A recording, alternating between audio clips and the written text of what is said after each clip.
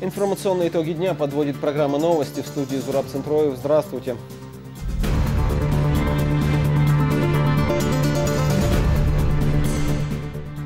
Незабываемый отдых на берегу уникального озера. Мы поэтапно по определенному количеству ребят с разных районов будем проводить проекты, чтобы они могли принимать участие. Чеченские школьники провели 4 дня в молодежном лагере. Объем воды увеличился, однако специалисты успокаивают, паводки не ожидаются. На сегодняшний день у нас на территории Чеченской Республики риски природного характера не прогнозируются. Последние данные МЧС в нашем выпуске. Как исправить неутешительную статистику? Водителями нарушались требования правил безопасности перевозки детей. Автоинспекция ведет профилактику среди учащихся. 15 стран, 30 участников и только один чемпионский пояс. Спортсмены готовы, скажем, на 100%. Все трое спортсменов провели хороший сбор. Чеченские бойцы готовятся к киевскому турниру Catch Encounter 3.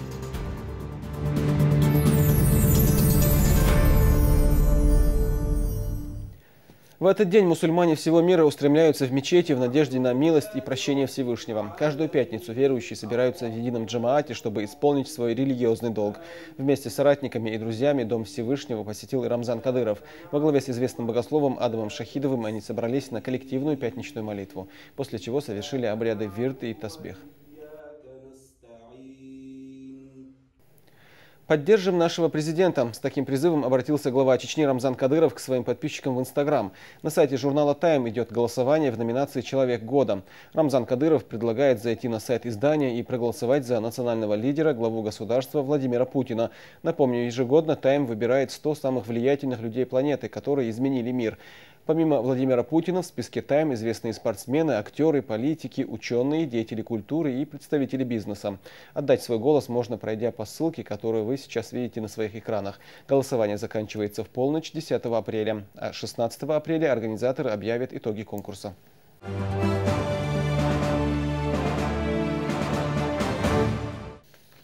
Практически каждому известна история жизни, духовной и политической деятельности первого президента Чечни, героя России. Но не все знают, что Ахмад Хаджи Кадыров занимался и творчеством. Его стихи опубликованы в книге советника главы Чечни, депутата Госдумы Адама Делимханова. Презентация труда под названием «Великий сын чеченского народа Ахмад Хаджи Кадыров» состоялась в Доме радио. Тему продолжит Ахмед Джабраилов. На 365 страницах подробно описывается мировоззрение, деятельность и жизнь Ахмада Хаджи Кадырова. Труд советника главы Чечни, депутата Госдумы Адама Делимханова вышел в свет лишь в начале марта, но множество читателей уже успели ознакомиться с ним. Презентация книги собрала политиков, писателей, журналистов и духовенства.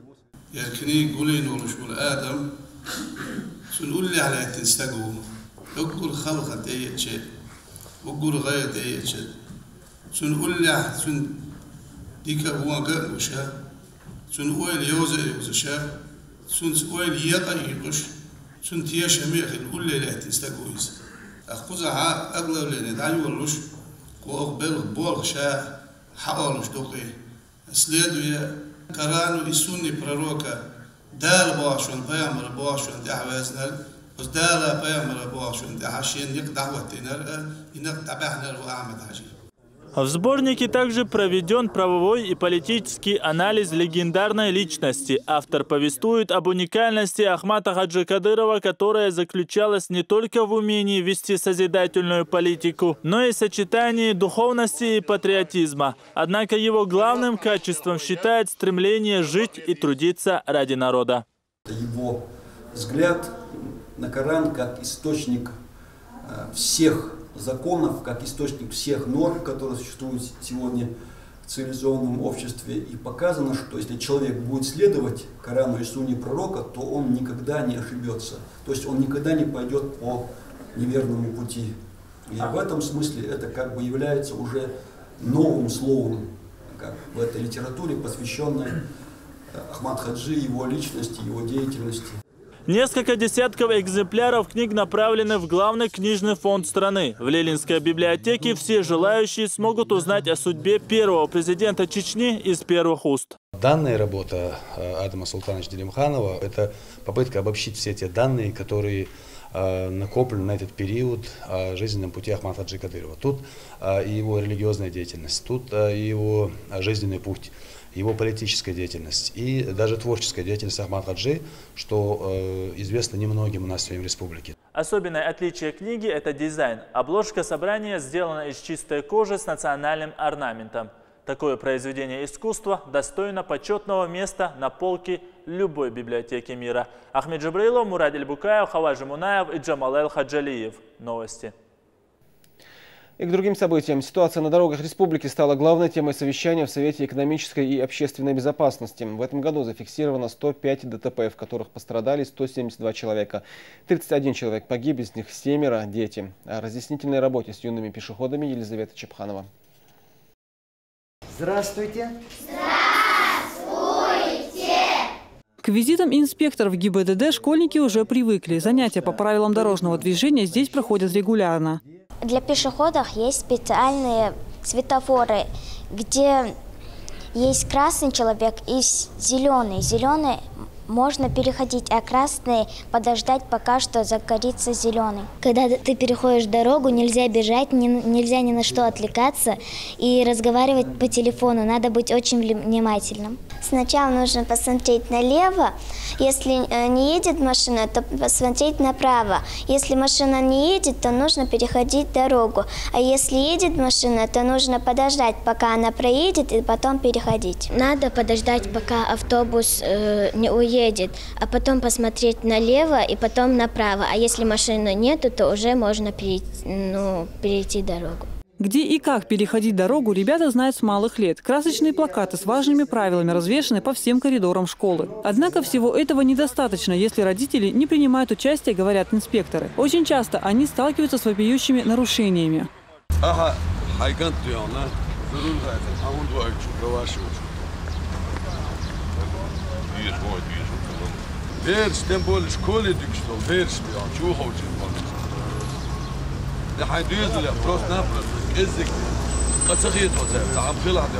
Число дорожно-транспортных происшествий, в которых пострадали дети, за последние 3 месяца в сравнении с аналогичным периодом прошлого года увеличилось. Если в 2014 году за этот период погибло 2 несовершеннолетних, то за 3 месяца этого года уже 7. Дети в основном пострадали и погибли в этом году в качестве пассажиров в автомашинах, где водителями нарушались требования правил безопасности перевозки детей. То есть не применялись специальные удерживающие кресла. Если же перевозятся дети на заднем сиденье, не применялись штатные удерживающие устройства с применением иных средств. Жизнь и здоровье детей надо обезопасить. Для обеспечения безопасности на дорогах республики в прошлом году был создан оперативный штаб под руководством секретаря Совбеза Чечни Вахида Усмаева. На очередном совещании он отметил, что нарушают чаще всего владельцы поддельных номерных знаков. Веря в свою безнаказанность, они игнорируют дорожные знаки и превышают скорость. Только в марте зарегистрировано 41 ДТП, в 10 случаях пострадали пешеходы.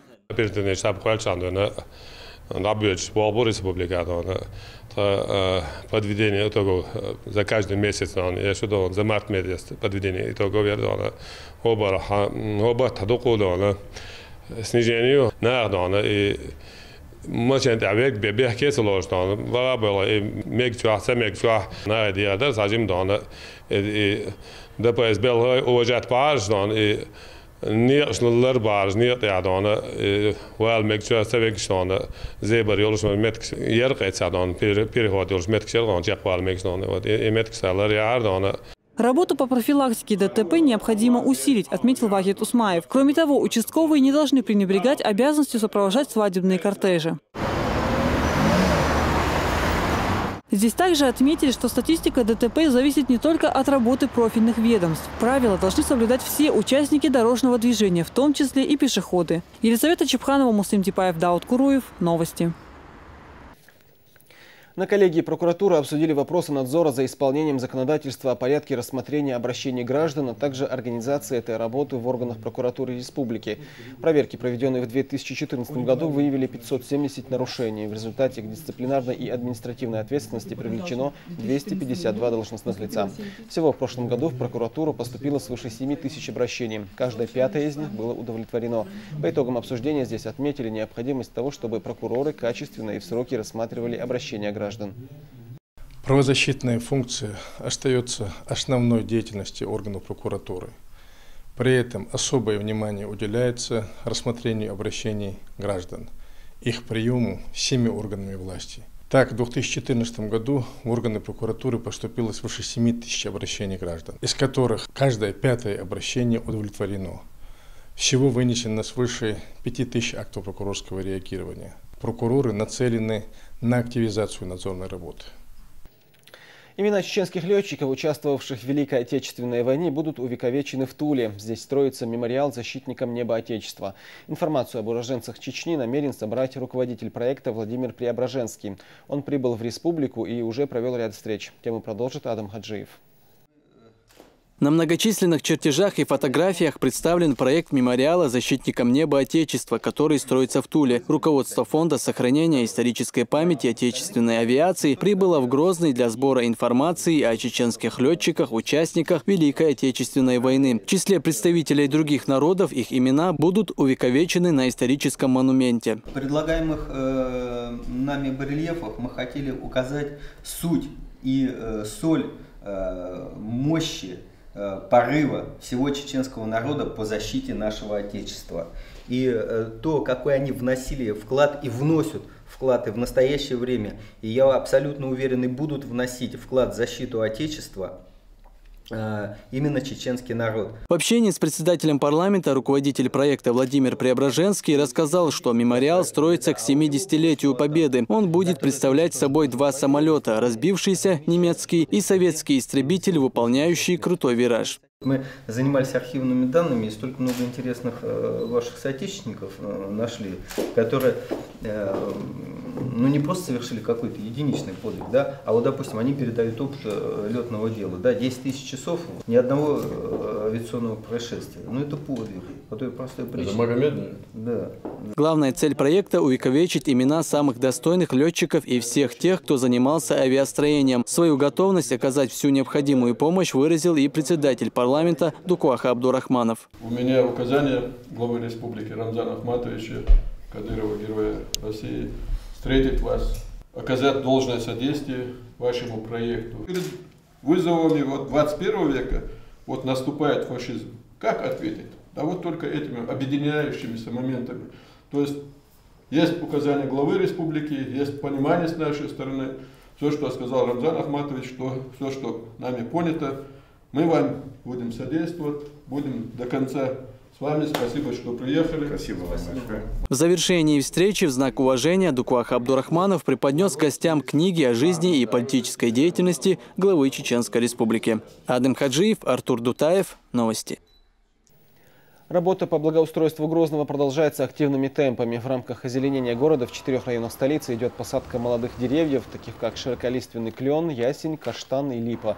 Уже в ближайшие дни планируется завершить работы в центральной части города. Наравне с этим идет установка и замена бордюров, укладка тротуарной плитки, брусчатки и выравнивание гравийных дорог. Эти работы начаты несколько дней назад. В них принимают участие структурные подразделения мэрии. Культурный отдых без отрыва от учебы. 35 школьников в минувшие 4 дня провели на берегу озера Кизиной-Ам. В самом живописном уголке Чечни детей сотрудников, погибших при исполнении, ждал незабываемый отдых. Последние новости из молодежного лагеря в репортаже нашего корреспондента. Половина 5 утра. На улице еще не расцвело, но мечеть в спортивно-туристическом комплексе Кизиной-Ам уже наполовину заполнена. Вот так начинается день в молодежном лагере. Коллективный намаз, а затем проповедь богослова.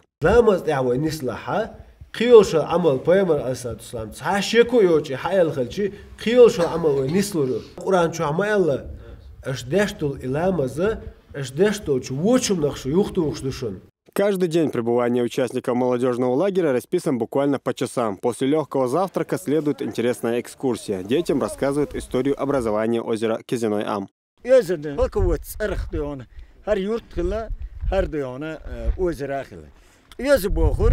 нашел в источниках античных жадный золото был, богатый был. Жемчужина Северного Кавказа Кизиной-Ам – самое большое и глубокое озеро в СКФО. Оно находится на высоте более 1800 метров над уровнем моря.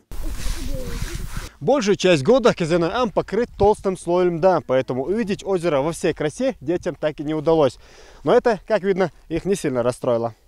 Из-за теплой погоды в некоторых местах лед на озере растаял. Дети смогли воочию увидеть эзинамскую форель, которая обитает только на Козяной Ам. Увлекательная экскурсия всем пришлась по душе. В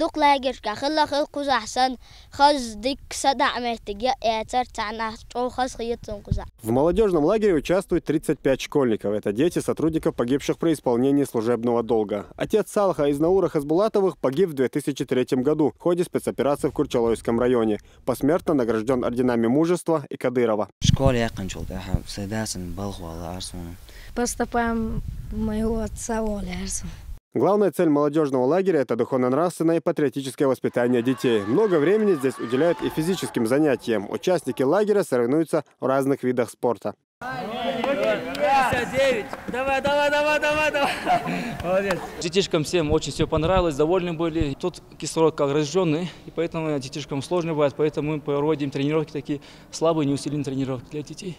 Раз, два. В программу отдыха участников лагеря ходят и уроки по хореографии. Мастер-класс исполнения национального танца дает балетмейстер. Что важно, души буха, история танчтя. Танчтя, гордость, человек, тут основной танчтя будет. Сикир макок, сейчас бы бабу киглати, амур. Молодежный лагерь проводится в рамках реализации единой концепции по духовно-нравственному воспитанию подрастающего поколения. Он приурочен к празднованию Дня мира в Чеченской Республике. Среди организаторов МВД, Минмолодежи, Комитет правительства по туризму, Интернациональный клуб Кунаки, спортивно-туристический комплекс Козяной Ам. Конечно, одним заездом в проекте, чтобы все приняли участие, у нас, к сожалению, пока не получается, так как детей очень много. И мы поэтапно, по определенному количеству ребят с разных районов будем проводить проекты, чтобы они могли принимать участие. В молодежном лагере дети провели 4 дня. Срок небольшой, но благодаря насыщенной программе им все же будет о чем вспомнить по возвращении домой. Магомед Салтмурадов, Адам Чекуев, Луиза Юнусова. Новости. За последние 2 дня из-за осадков уровень воды в реках поднялся на 11 сантиметров. В целом ситуация стабильная, сообщает в МЧС. В этом году паводков не ожидается. Об этом свидетельствуют ежедневные показатели гидропостов, рассказывает Луиза Батыжева. В этой части поселка Войково протекает река Сунжа. В весеннее половодье она доставляет немало хлопот местным жителям. Дом Али Бисултанова расположен у самого берега. Наводнение летом 2011 года нанесло значительный ущерб его жилищу. В целях предотвращения повторного потопа по поручению главы республики берега Сунжи были укреплены.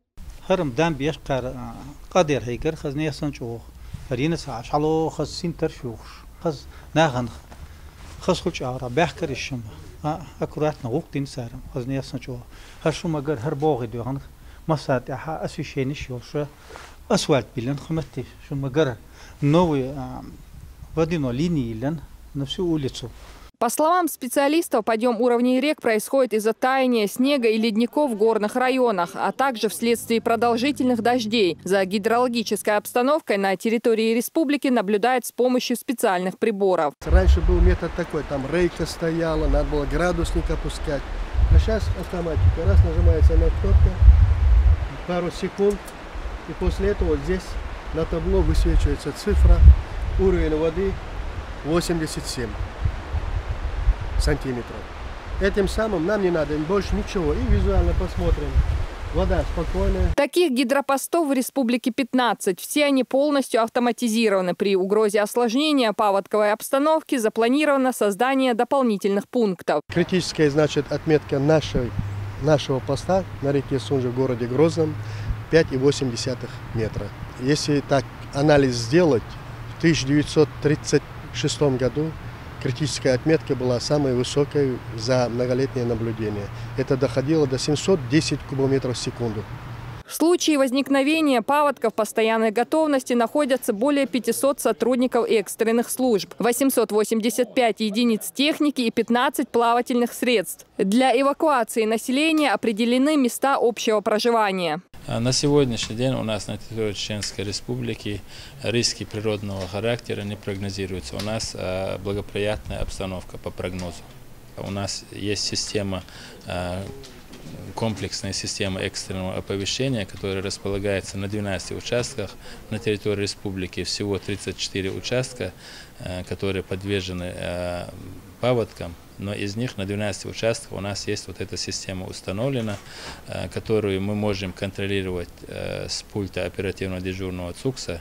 В случае поднятия уровня воды он может провести оповещение населения. В 2015 году в республике запланировано проведение берегоукрепительных работ в Гутырмесском, Урус-Мартановском и Сунжинском районах. Проводится также обследование автомобильных, железнодорожных и пешеходных мостов, расчистка русел, рек от заторов. Эти меры должны спасти жителей республики от наводнений. Луиза Батыжева, Адам Чекуев, Абубакар Абазов. Новости. С гордостью, полными вагонами, с золотыми погонами из горячей точки возвращались молодые ветераны. Хоть с тех пор и прошло 70 лет, Анна Делеземля, как сегодня, помнит тот счастливый день, когда юные солдаты одержали великую победу. На фронт ее призвали в 21 год. Воспоминания зенитчицы в нашем следующем репортаже.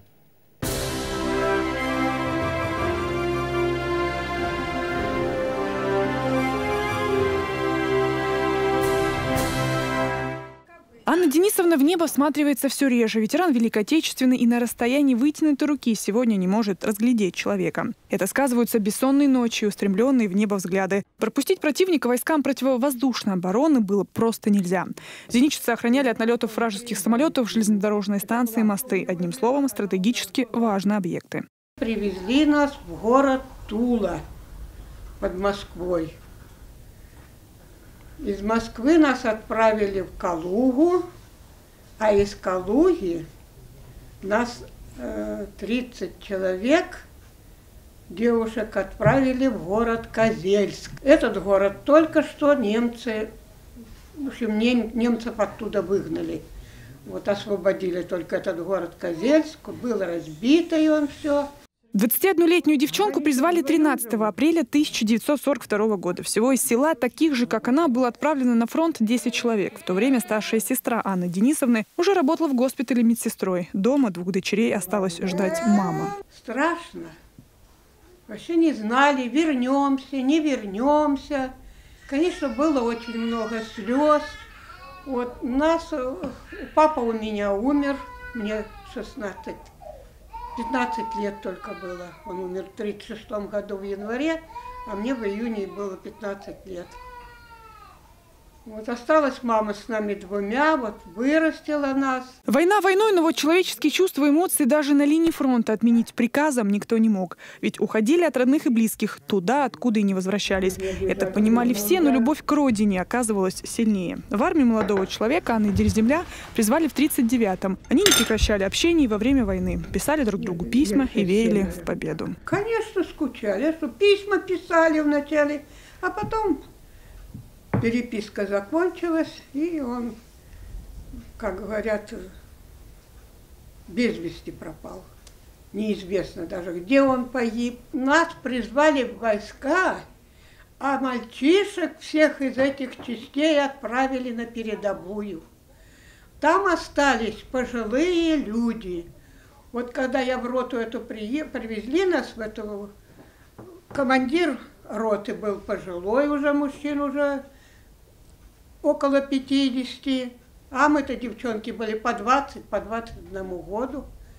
Это вот сейчас такая любовь есть, а тогда не было такой любви. Живых свидетелей той страшной войны сегодня можно практически по пальцам пересчитать. Много они уже и не помнят, но простому человеческому вниманию рады всегда. Анна Денисовна гостям всегда тоже рада. Ведь о том, что было, уже не она, а будущее поколение расскажут своим детям. Левтина Бонадыкова, Адам Чекуев и Луиза Юнусова. Новости.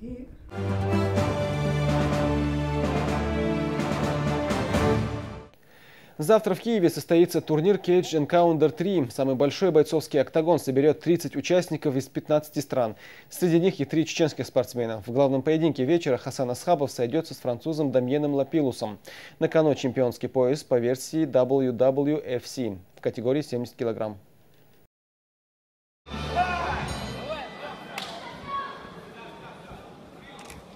До этого поединка боец клуба «Ахмат» Хасан Асхабов ни разу не проигрывал. Единицу в графе поражения рядом с 8 чистыми победами он получил на последнем своем турнире Cage Encounter 2 в Кишиневе. Чеченский спортсмен был дисквалифицирован за удар коленом в партере француза Дамина Лапилуса. Хотя с этим решением согласились не все, пояс чемпиона был официально проигран.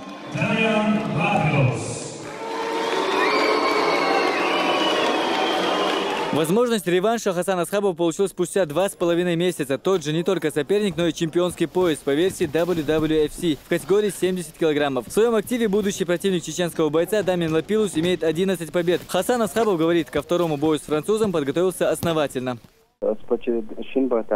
готовить Ахмат клуб алхамдулилlah. Первый лечение готовить один вата. Вата соперник физически дикоры. Инфекция симптомов нормально замал бчахер пой. Только على дага оксан. 82 орса 82 на 70 на индеджодик. Брат-близнец Хасана также проведет свой поединок на турнире. Хусейн Асхабов, уже действующий чемпион WWFC в весе до 65 килограммов. Юный боец еще ни разу не проигрывал на профессиональном уровне. 9 встреч и все с победным исходом. А кроме братьев Асхабовых, в турнире примет участие еще один боец из клуба «Ахмат». Имран Жулагов проведет рейтинговый поединок. Все три бойца, по словам тренеров, подошли к своим боям в самой оптимальной форме. Спортсмены готовы, скажем, на 100%. Все трое спортсменов провели хороший сбор. Хусейн Асхабов проводит рейтинговый бой. Я думаю, он достойно прошагается и принесет 10-ю свою победу. Очень важный бой пройдет у Хасана Асхабова. В тот раз, когда был прошлый бой, мы считаем, что его незаслуженно засудили. Идет нарушение. Обычно бойцу дают желтую карточку, а здесь просто взяли, скинули дисквалификацию. Турнир Cage Encounter 3 пройдет в Киеве 4 апреля. Самая большая бойцовская клетка в мире соберет 30 участников из 15 стран. Ну а главным поединком вечера станет противостояние Хасана Асхабова и француза Дамина Лапилуса. Хамзат Аюбов, Муслим Типаев, Стамир Хаджиев, Дауд Куруев. Новости. В Краснодарском баскет-холле прошел турнир по смешанным единоборствам «Тек-Крэп», посвященный 70-летию со Дня Великой Победы. В нем участвовали и два чеченских спортсмена, представители бойцовского клуба «Ахмат» Саламбек Дамаев и Михаил Малютин. Дамаев одержал убедительную победу над своим соперником из Новороссийска Шамилем Алибековым. Бой длился 1 минуту и 56 секунд. Именно столько понадобилось бойцу клуба «Ахмат», чтобы закончить битву досрочно удушающим приемом. Иначе вот этот момент очень многих губит. Вот, хорошо взял. Треугольник есть, да. Дело сразу задушил. Молодец, прекрасно выучен Дамаев, я хочу сказать. Для Саламбека Дамаева, представлявшего ранее французский клуб, сегодняшний бой стал дебютным в составе клуба «Ахмат». Впрочем, первой под флагом нового тренировочного клуба «Ахмат» стала победа Михаила Малютина. Хотя, в отличие от Саламбека, ему пришлось провести больше времени на ринге. Его соперник Альберт Джапуев из Нальчика оказал достойное сопротивление. Но решением судей победа все же была присуждена Михаилу Малютину. Я хочу приурочить, конечно же, эту победу 70-летней победе в Великой Отечественной войне. Ну, а посвятить бой своему новому клубу и, конечно же, Абуразайду Висмурадову, который мне поверил, поддержал меня и всей команде. Спасибо большое, друзья. И в завершении выпуска я напоминаю, что проголосовать за национального лидера Владимира Путина вы сможете на сайте издания Time по ссылке, которую вы видите сейчас на своих экранах. На этом у меня все. Спасибо, что были с нами. Адикиош.